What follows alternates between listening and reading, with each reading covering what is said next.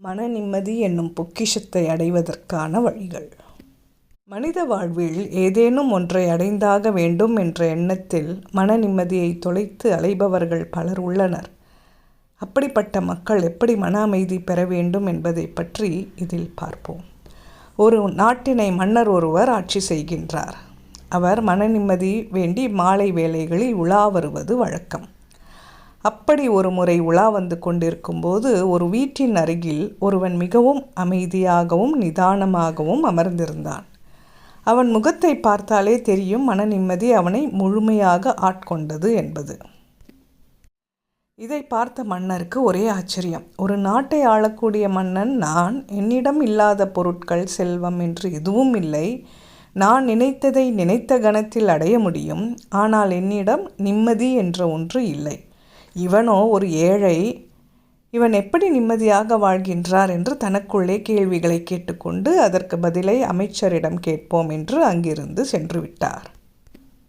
அரண்மனைக்கு சென்று அமைச்சரிடம் நடந்தவற்றையெல்லாம் கூறுகிறார். அமைச்சரும் அப்படியா, சரி, சென்று அவரை பார்ப்போம் என்று அங்கிருந்து கிளம்பினார். அமைச்சர் அவரை காண செல்லும் பொழுது வெறும் கையோடு செல்லவில்லை. கையில் கொஞ்சம் பொற்காசுகளை எடுத்துக்கொண்டு சென்றார்.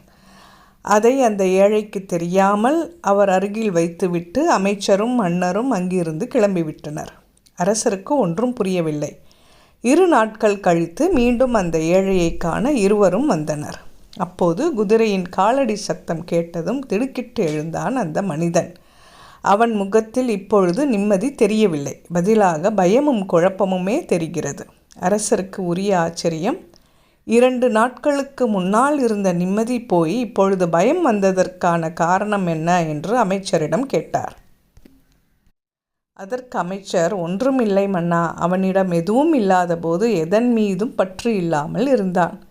அவனிடம் நாம் கொண்டு வந்த சில பொற்காசுகளை விட்டு சென்ற பிறகு அதனை எடுத்து பாதுகாக்க வேண்டும், யாருக்கும் தெரியாமல் பார்த்து கொள்ள வேண்டும் என்ற பயமும் குழப்பமும் அவன் உள்ள புகுந்து விட்டது. அவனுக்கே தெரியாமல் அவன் அந்த பொற்காசுகளின் மீது பற்று வைத்து விட்டான். அதனால் அவன் நிம்மதியை தொலைத்து விட்டான்.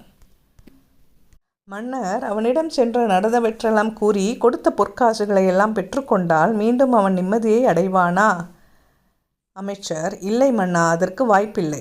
அவன் வாழ்நாளில் பொற்காசுகளை பார்த்திருக்க மாட்டான். அப்படிப்பட்ட ஒன்றை இது உன்னிடம் நாங்கள் செய்த விளையாட்டு என்று கூறி பெற்றுக்கொண்டால் அதை இழந்ததற்காக காலம் முழுக்க மனசங்கடத்திலேயே நிம்மதி எழுந்து வாழ்வான். அதனால் இதனை இத்துடன் முடித்து விடுவோம் என்ன என்று கூறி மன்னரும் அமைச்சரும் அவ்விடத்தை விட்டு புறப்பட்டார்கள்.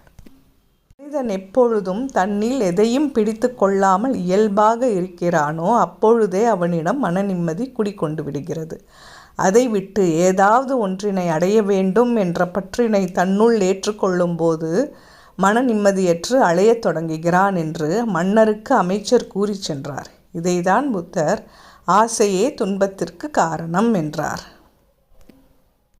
சப்ஸ்கிரைப் செய்யாதவர்கள் சப்ஸ்கிரைப் செய்யவும் மற்றவர்களுக்கும் பகிரவும். நன்றி.